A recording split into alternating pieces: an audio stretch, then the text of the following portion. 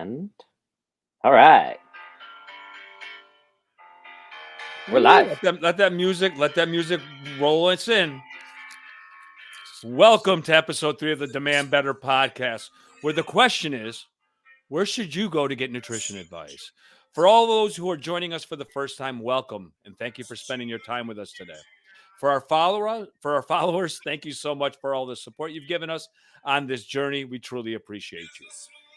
Here at Demand Better, we believe that life is better when you're an educated and informed consumer. My name's Corona, and I'm joined by the big dog in Superior, Colorado, Dr. Bo. But before we chop it up, let's get some legal stuff out of the way. No person should act or refrain from acting on the basis of content provided in any podcast without first seeking appropriate medical advice and counseling. This is for educational and informational purposes only and not to be used as medical advice. Now that we got all that done, what's up, Dr. Bo?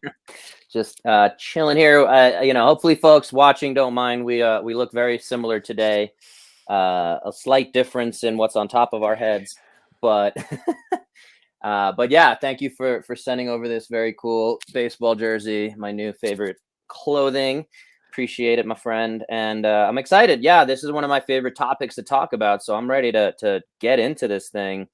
Again, this is such a big thing for me. Actually, I literally, as we're starting, had somebody text me about how much do you charge for nutritional advice? Because he's like, I'm sick of the runaround. I've been doing this diet and that diet and tracking my macros and so anyway, this is great timing to get into it. Also, we have the holidays coming up. Thanksgiving this week. Happy Thanksgiving. When we're recording tomorrow for us here, we're doing Friendsgiving with some friends.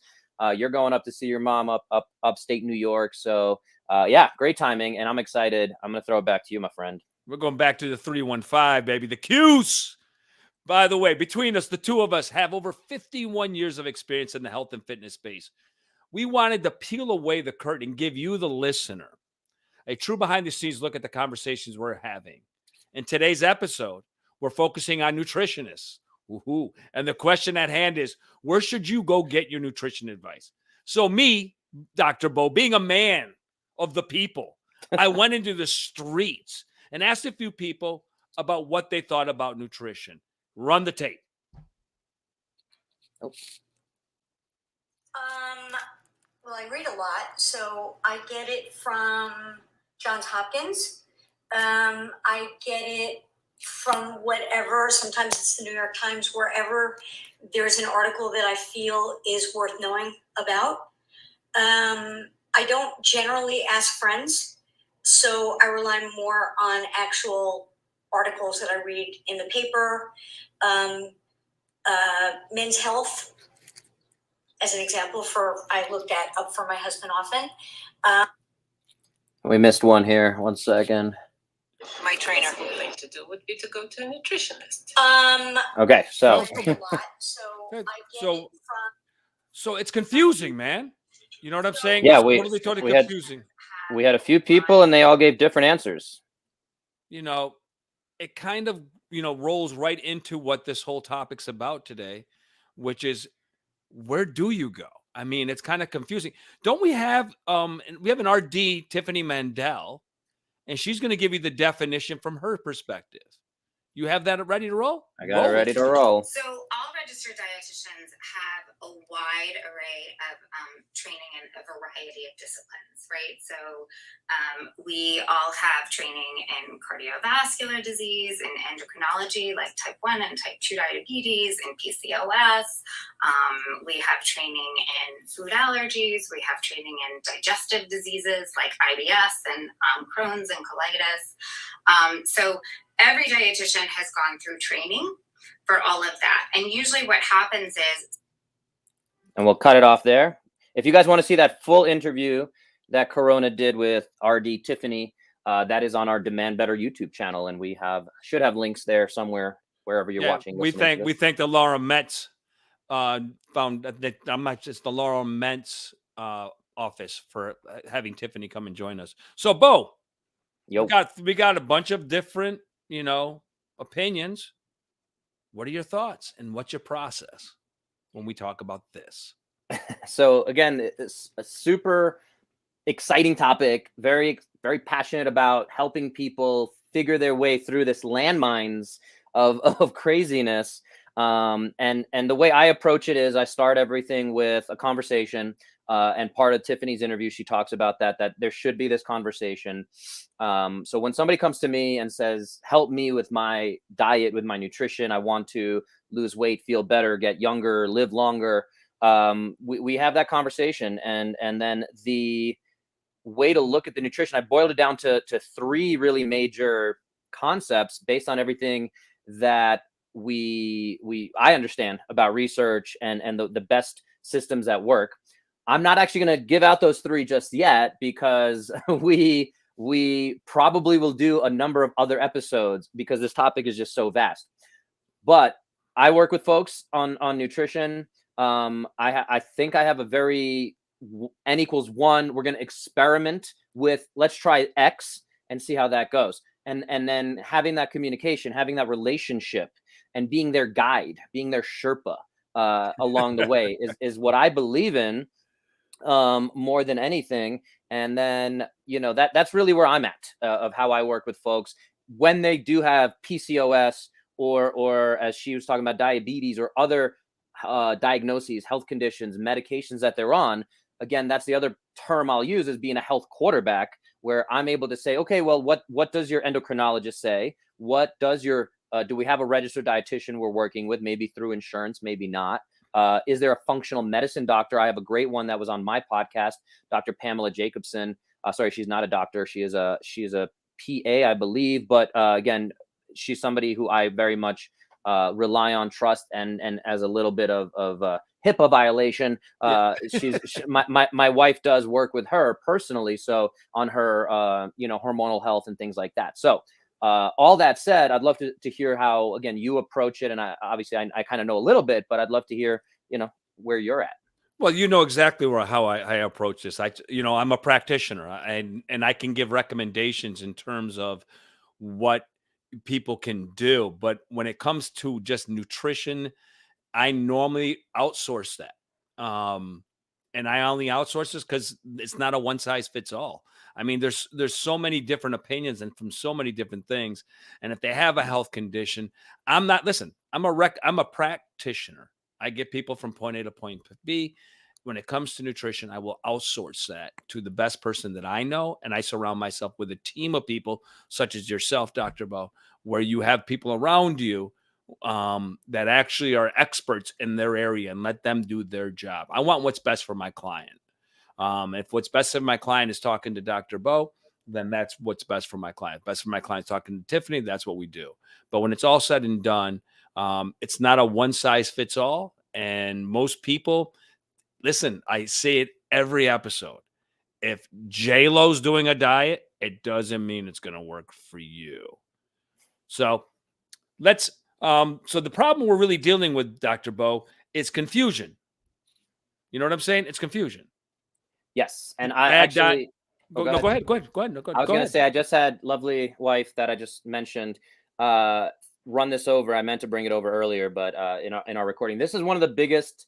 it's not the biggest. It's literally one of the smallest books. It's only 80 something pages, I think, but it's literally comes out as one thing of words and one little piece of spoon and illustration. Easy read. Super easy read. I actually do have a Word document I found online that goes through I think it's 88 rules. It's called Food Rules by Michael Pollan. He's been anyone following any kind of the recent trends. He's big on the psychedelics and how that's improving brain health. That's a whole nother conversation. But what I wanted to bring in that book for is, again, it's a really simple way. One of the rules is something like, if your grandmother wouldn't recognize it as food, don't eat it. It's an oversimplification in a lot of ways. The whole book, again, I'm gonna spoiler alert here for everyone, is eat real food, not too much, and mostly veggies. Basically, is the way he kind of breaks it down. Is the really, again, oversimplification. But now, how do we implement that? How do we go to behavior change? That's really the key. The other reason I wanted to bring it up is in the intro to that book. And again, I'm pretty much giving the entire book here in about like a 1 minute span. He says, and I think this holds true, is nutrition as a science because it's so difficult on the basis of it to actually perform the nutrition. Because again, like you were saying, if we did a study on you, Corona, and we did a study on me, whether, you know, to truly track all of the variables that impact when you drink a Coca-Cola or when you have Thanksgiving dinner, you know, to track what that does in your body. The science is so far behind anything else.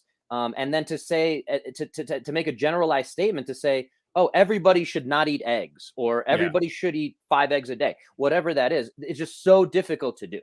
So again, this is super confusing, and we really want to emphasize that point. So his thing I wanted to finish up with from that book is nutrition as a science today is approximately where surgery was in the year 1600.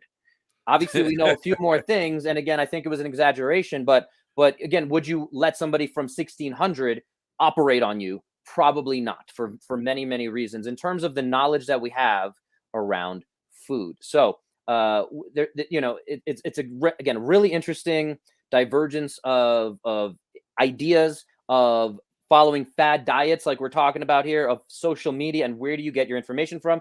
I know that we wanted to get the men's part of the interview, right? That which was the young lady that said Nancy. the It was Nancy when she was sorry, talking about men's health.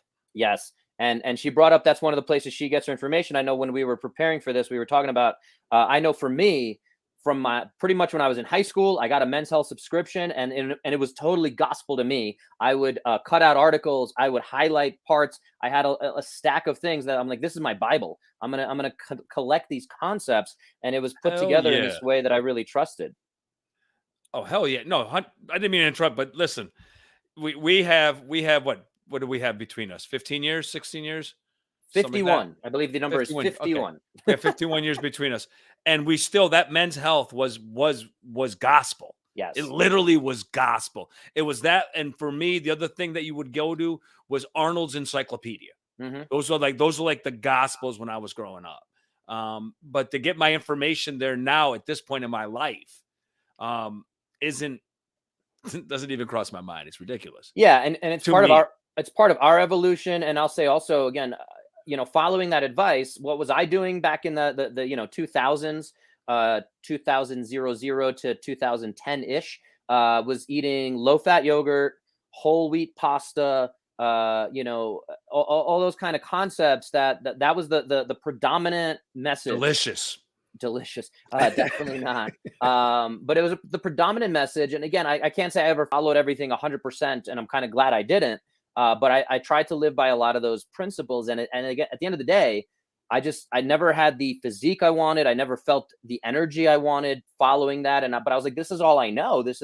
It took me a while to realize this isn't working. And it took me, and I know how you feel about CrossFit, but it took me going to my CrossFit certification back in 2010.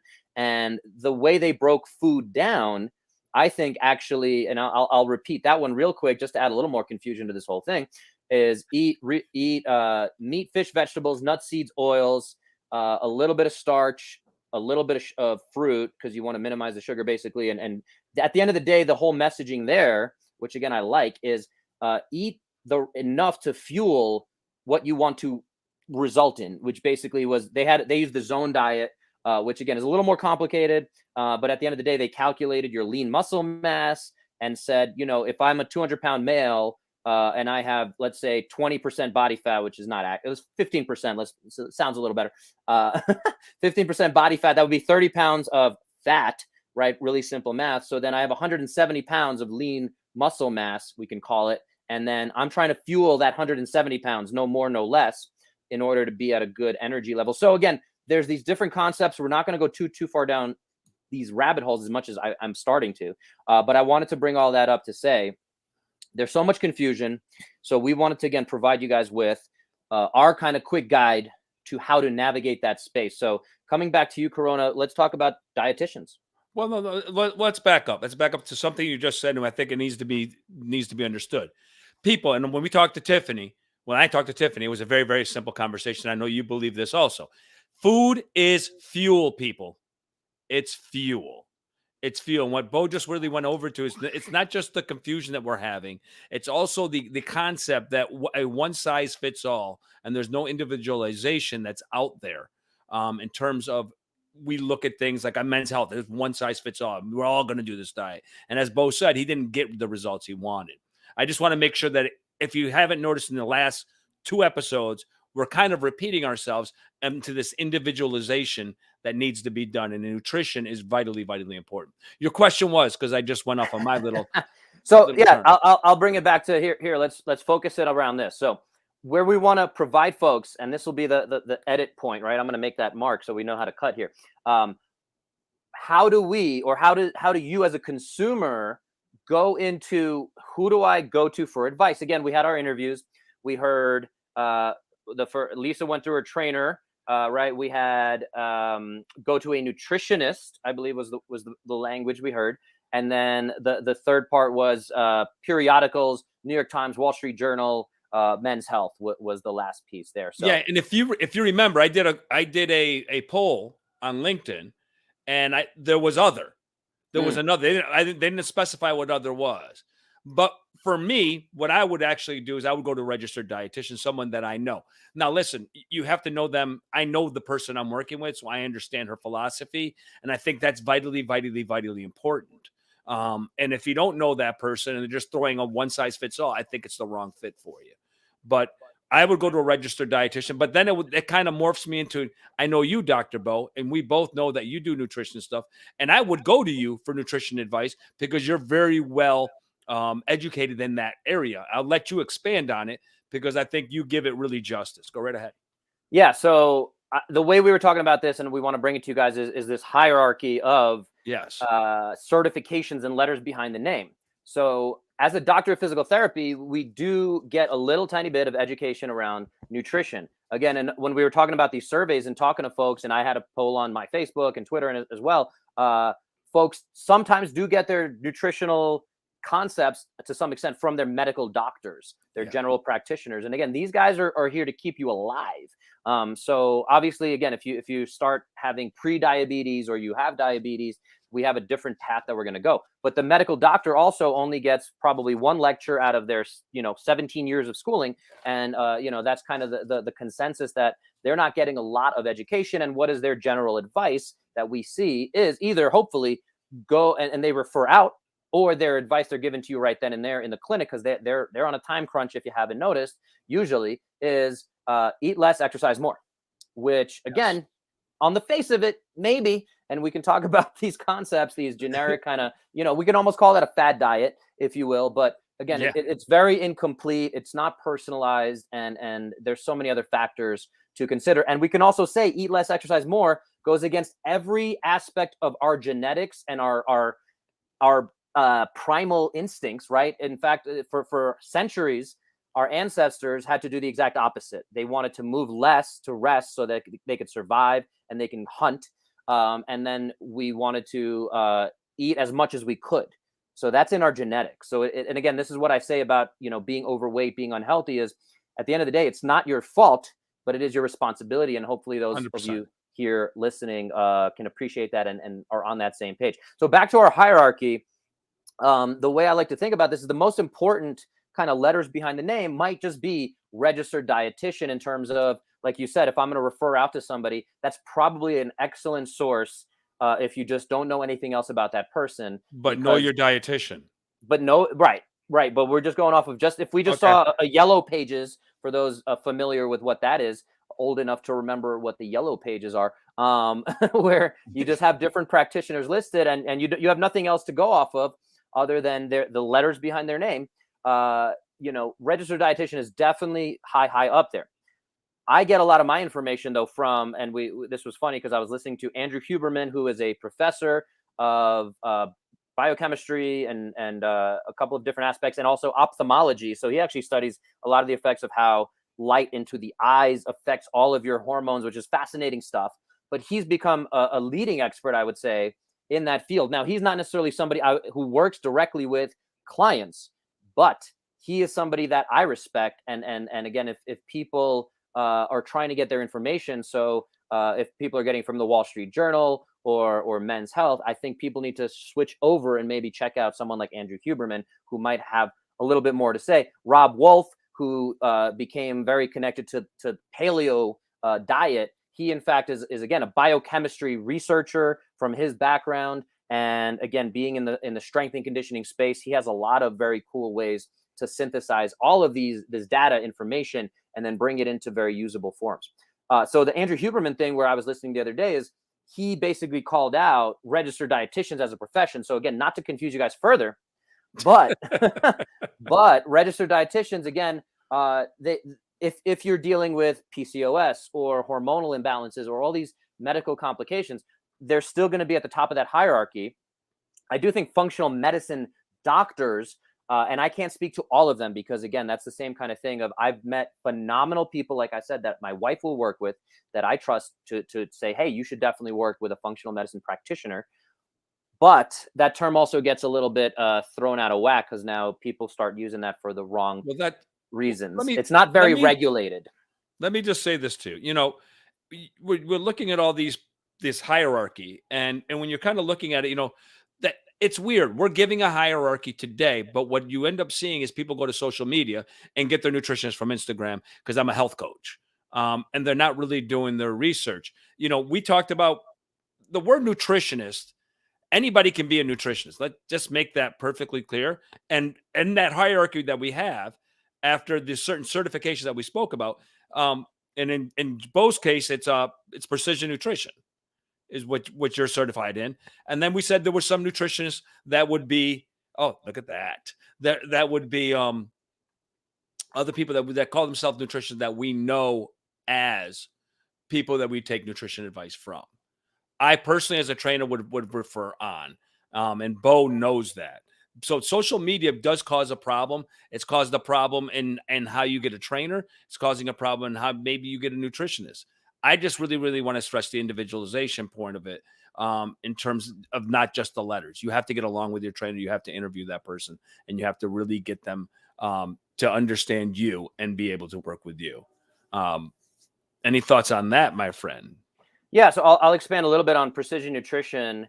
Is again one of the certifications where I'm gonna give them that kind of my seal of approval. Obviously, I went through the program, and again, in my experience, anyone who has gone through either as a client or as a practitioner to get certified can agree that it is a very complete system and it is a very phenomenal way of thinking. Where I believe, in my experience, other systems, and I'm not here to poo-poo any specific system, but something like ACE Nutrition is one that I would look at and say, I don't necessarily want my mother to work with somebody from ACE on their nutrition, basically. So again, we have this hierarchy. Like, again, I was saying RD is very good.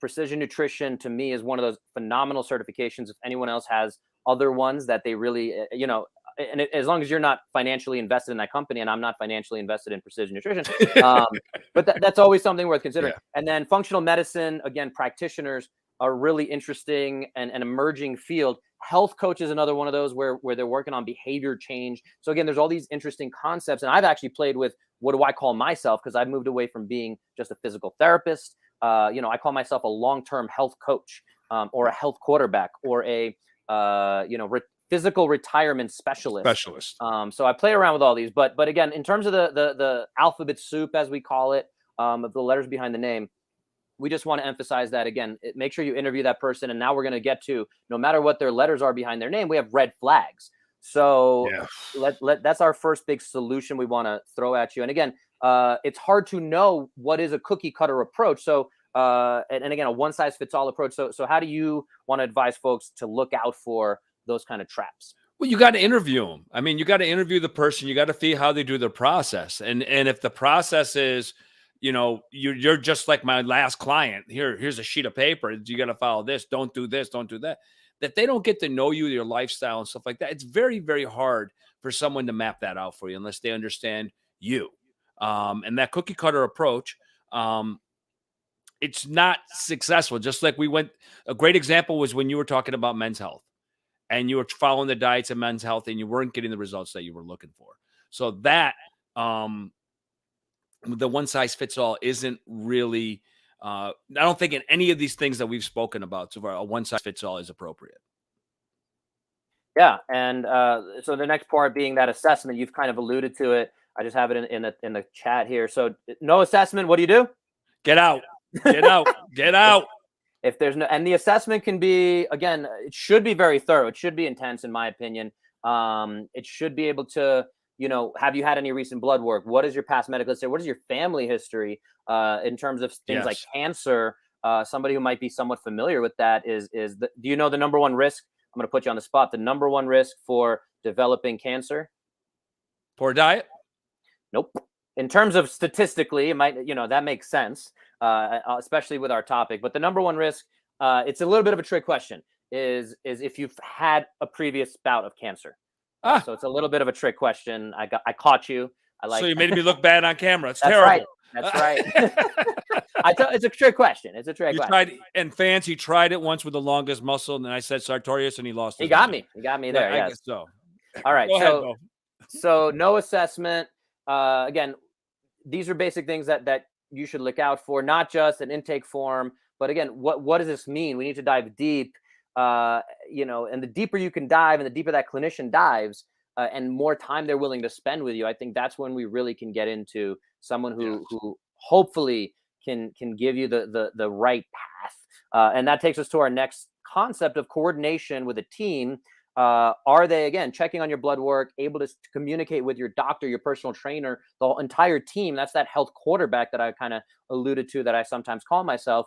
Because I think, again, I practice that way because I think it's vital. If there are practitioners and clinicians that, are not able to communicate there, or they're just saying, hey, I'm just going to give you this 1,200 calorie diet, whereas that cookie cutter approach, or maybe they're even going a little extra step and saying, oh, we figured out based on your age, your weight, all these things, your BMR, and theoretically you're burning 1,800 calories a day. So, or Corona, you're burning 1,920 calories a day, and it sounds really legit and personalized. Again, some of those can be traps as well, because then they're still going to come back to, well, I want you on a 1,200 calorie a day diet. And there's again, this is where precision nutrition comes in around behavioral change. And so that's really the hard part, because if I just tell you 1,200 calories a day, eat 3 egg whites and a grapefruit for breakfast, boom, done. That's all I'm giving you. Like, well, what happens when I get hungry? What happens when, do I have other meal plans? And then, like, where's the support? Can I reach out to you? That's really it. And again, Tiffany, I'll give her credit there, the RD. She was talking about cash-based versus insurance-based. One of the big differences there is insurance might give you kind of a little more generic type stuff, because again, they're in this restricted model, versus cash-based, you're kind of paying for their time. And again, I encourage you guys to go check out that full interview with Corona and RD Tiffany there on our Demand Better YouTube channel. So what she alluded to was that, again, when you're in that cash-based model, you're paying for their time, you're paying for that support. So if she called it access. Yes, that's right. So I really like that. So again, that coordination with the team is pretty vital with your primary care physician. That's the reason they're the primary care physician. If we're not able to have some kind of connection back to that, if you're on certain medications, this all needs to be factored in. And if the person's just like, oh, we're just going to put you on keto, or whatever the generic kind of the fad diet is for there, we just want to make sure that it's a little bit more than that. So again, we want you guys to be those educated consumers, and hopefully we can move past that. It's important. Just 1 second on this. Yeah. It's really, really important that people come in and aren't intimidated by having a team around you. If you have a group of people around you, they should have the conversation, because it's about you and it's about what's best for you in the situation. So always have a great team around you. Go ahead, Dr. Bo. Yeah. So our next thought or kind of concept is, we touched on it already, eat less, exercise more, generic kind of thing is CICO, is the, slang, if you will, calories in, calories out. And that's where, again, at the end of the day, this is the law of thermodynamics, and this is how the body works. It's an indisputable fact, although you're going to hear some disputes on Twitter and things like that about, is this the only thing that matters? Because some folks are saying, look, if you eat 1,200 calories a day and you're theoretically burning 2,000 calories a day, that 800 calorie deficit is over a week. If you do that every day for a week, you're going to lose whatever, 1.5 pounds. And that's a healthy rate. And again, but it's coming back to, there's psychological aspects to eating. There's hormonal implications to eating. So the calorie thing, to me, is something I generally avoid. And I'll give a little preview and shout out to E.C. Sinkowski, Optimize Me Nutrition. She pushes the 800 gram of fruits and vegetables. And this is based on research. She's actually given a TEDx talk just about this concept. And so 800 grams of fruits and vegetables, focus on that. We're not even taking anything else out of your life. if you're going to Thanksgiving, as long as you get your 800 grams of fruits and vegetables, the concept is you're going to feel more full. You're going to be more 100%. satiated. And then you're going to eat less junk because you're focusing on the primary thing. I got to get my 800 grams of fruits and vegetables, however many cucumbers, apples, oranges, all that stuff. And then we can worry about all the minutia of, well, what about agave honey and like all this minutia that goes into things. And that's where, again, people get caught up. And this goes back to what we talked about on some previous episodes of 97% of the time, people want to focus on the 3% of minutia, where 97% of things should be agreed upon that. And again, this is really cool. I don't know if I shared this with you earlier, but there was something called the Ancestral Health Symposium, which I like to kind of check in on, where they threw kind of different PowerPoint slides at each other and concepts and lectures.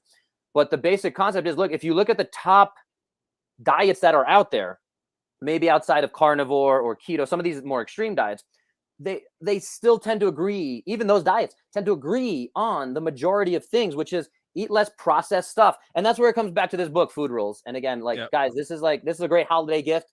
Holidays are coming up.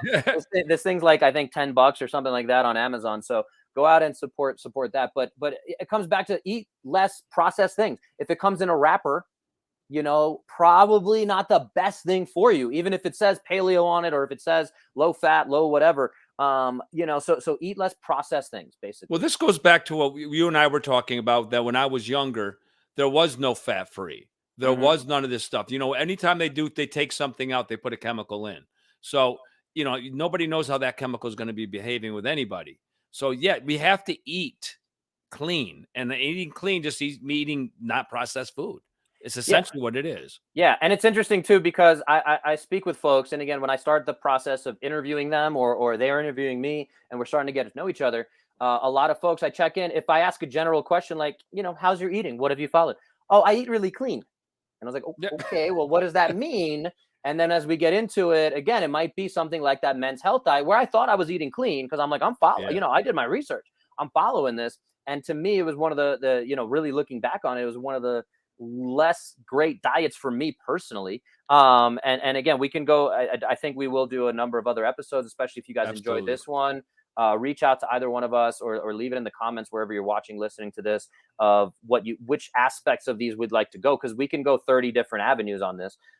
So at the end of the day, what does eating clean mean, and how do we push ourselves forward? I think, again, it comes back to, similarly to the personal training episode, the physical therapy episode, is you want to get the most out of your money. It's your money, right? Like, if money's not an issue for you, even then you have time. Time is a limited budget for all of us. So don't waste time on, let's try the keto diet for 3 months and see what happens, which a lot of people do.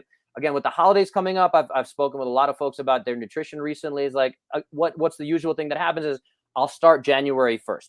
And again, we're not here to be, enjoy yourselves. Go have that piece of pumpkin pie. I know I will tomorrow. So, find that balance. But that's the other one thing I want to throw in before we kind of wrap this up is, these concepts should all have a long-term component to it. So if there's that conversation of, hey, for the next 30 days, let's try this. But if it's something like keto, I would say 99.9% of people I've spoken to might have had some success on something like keto, which, if you're not familiar, is basically eating only fat, maybe a little bit of protein, very little carbohydrate. So now you're going into ketosis. So without going too far down that rabbit hole, but people get really burned out on it because it affects your digestion. It's very hard to maintain, whether you're traveling, whether you're doing all these things. So for me, and again, I'll shout out E.C. Sinkowski, who I think is a phenomenal resource in this space. She speaks about, whatever thing you're about to try, is it sustainable forever? So if we're trying it to see if it makes you feel better, sure. But you need to have that concept of, we're doing an experiment for the next 30 days or the next 2 weeks or whatever it is. And this is, again, kind of how I work, and I'm here to guide you. So at the end of the day, it comes back to wrapping it up of, you need a guide. So whoever this person is that you're going to trust, whether you want to reach out to me, and guys, if you listen to this and you want to reach out to me, I'm here for you. And it needs to be a guide to take you through this concept of nutrition, of what you're eating, of how it factors into your overall fitness and health and blood work and all these different markers. So if that isn't there, run the other way. If there's no assessment, run the other way. Let's bring it back to the hierarchy. So what is your takeaway about all these letters behind the name as we wrap it up? Well, listen, there's a couple things we're going to take away from this. And number one, the gold standard, as we said, as far as the hierarchy, was the RD. You should know your nutrition, your registered dietitian, interview them. They're not all the same, but you have that. We have the certain certifications that we talked about, like precision nutrition that Dr. Bo has. Listen, not every nutritionist is great, and the person who graduates last in the class of nutrition is still a nutritionist. And then we talked about the functional medicine, which you said something very, very interesting about that is that it's not very well regulated. That's the best line you could have said there. And I'm going to say the same about this. What I have in here is nutrition. The term nutritionist, and you kind of alluded to it, but I want to make it very clear. If somebody calls themselves a nutritionist or a nutrition expert on Instagram, which I see all the time, and there's all sorts of weird ways to call yourselves these things. The term nutritionist means nothing. My dog is a nutritionist. Our next door neighbor is a nutritionist. The term means nothing. Anyone can use it. You don't need any education. You don't need any certifications to even call yourself a nutritionist. Again, it's poorly regulated by all means and accounts. And it becomes a dangerous thing when people are giving advice about something like the food you're putting into your body, which you're doing 21 times a week, probably minimum, not including snacks and drinks and things like that. So, everyone's on this intermittent fasting. So maybe they're only eating 7 meals a week, whatever. But again, that has significant implications. And I believe every single time you choose to put something in your mouth, from a food perspective, at least, we're going to keep this PG. Every single time you put something in your mouth, you are either facilitating disease down the line, or you are improving your health. So, and it's a tough thing to understand. And that's the kind of stuff where I try to empower the folks I work with to understand. Again, if I've had, again, let's stick that 21 meals a week. If you've had 11 good meals and 10 less than ideal meals, and how we define that, you're in a positive net outcome, right? But now we're going to see if we can get that up to maybe 15 to 6. Or, the more we get there, it doesn't have to be 100%. And that's another thing that's out there, 80-20 rule, intuitive eating, all these different concepts. So again, this is a huge open can of worms, but yeah. So I'm going to just kind of wrap this up with us, because I'll say this too, when it's all really said and done. Listen, folks, you got to look out for yourself, and you got to find out what's going on. This is one of the most confusing spaces to be in. If you are on a diet, and you think that diet, listen, if you can't live on a diet, it's a lifestyle change. It's how you eat. It's a lifestyle change. It's not about a diet. Most people diet, and we talked about this, who diet fail. And we talked about the people who lost a lot of weight on The Biggest Loser. Yeah. And was it 90% of the people put the weight back on? I think it's a good 97. We'll stick with that number, but yeah. So 90% of the people. So when you're going out looking for a registered nutritionist, the solutions that we come up with for you, the red flags are, if they got a cookie cutter, it's one size fits all, you got to go. You got to go. It's not working. If there's no assessment, Bo, what you doing? Got to go. Got to go. Coordination with the medical doctor and blood work and all of that stuff, that team. Look for a team. Make sure that they can talk to each other and one another, and calories in, calories out. Those are the 4 solutions we have for you. Go ahead, Bo. I just want to add in, when you say calories in, calories out, the takeaway, if you are the consumer, what do you need to take away from that is a great jump off point when you're interviewing them. We want to give you guys these tools. Again, the way we talked about this episode as we were preparing for it is just like if you were somebody interviewing a job applicant for an internship or whatever position at the bank teller, there's certain things we want you to look for. So calories in, calories out is just a talking point. So we believe we have it pretty nailed down of at least it can't be everything. It's certainly a law of thermodynamics, like we said. So we just want to give you guys that calories in, calories out, CICO, C-I-C-O, is something that if you're interviewing a possible nutritionist or registered dietitian, I would just totally want to know how they respond to that. And of course, we can't prepare for every single response, but that gives me a good sense. If I was interviewing somebody, again, for my mother, and they were going to work with them, that would be one of those questions I would say, like, hey, how do you feel about CICO? Just like you might say, where do you see yourself 5 years from now? So that's what the CICO point I wanted to make sure was very clear. No, so but listen, we're gonna have other episodes on this. This is just an overall, we're just brushing the topic to bring it up, and we will flush it out even more in further episodes. But with that being said, people, we want you all to have a great Thanksgiving. We wanted to get this out to you guys before Thanksgiving. Enjoy yourselves.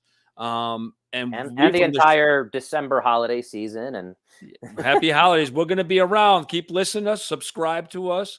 What is it? Subscribe, like, share, comment. But I'm going to kick it over. Smash that like button. Smash it. So, listen, happy Thanksgiving. Bo, you got any final words?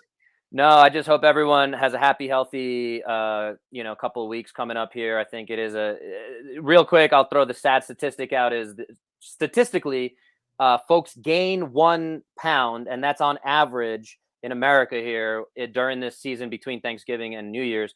So if you gain 1 pound, obviously that's an average. So there's folks who lose weight. There's folks who gain a lot more than 1 pound. But if you just go off of that average over, again, 10 years, you're gaining 10 pounds, theoretically. Over 20 years, you're gaining 20 pounds. So when you see somebody at your 20-year high school reunion and they put on a bit of weight and it's not the best kind of weight, these are things that we just want to think about as overall long-term health. Again, my concept, and this is, thank you again for this jersey. That's why I have number 30 is 30 minutes. We should be able to have a conversation in the context of nutrition. If in 30 minutes, I can't give you guidance and move you in the right direction, then I'm doing something wrong.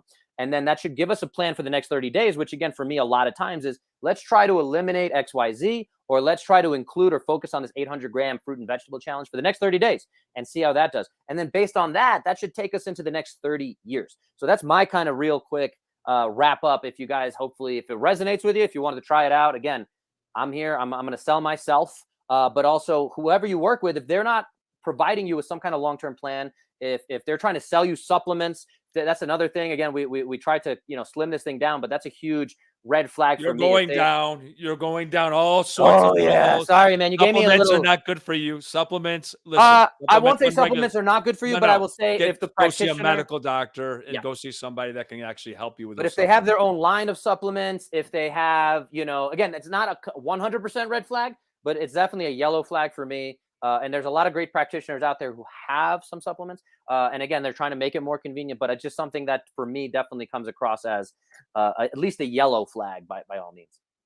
100%. Supplement. Let me retract what I said. If your supplements are not a bad thing, if you know what you're doing with them. Right. I take a decent amount of supplements. I will readily admit, I take a vitamin D3 supplement pretty much every day, even though we have pretty good sunshine here. I try to combine the things. I try to test my blood every so often. Again, these are the things that we can certainly go down a lot of rabbit holes on. I'm gonna stop myself. So we're gonna say happy Thanksgiving.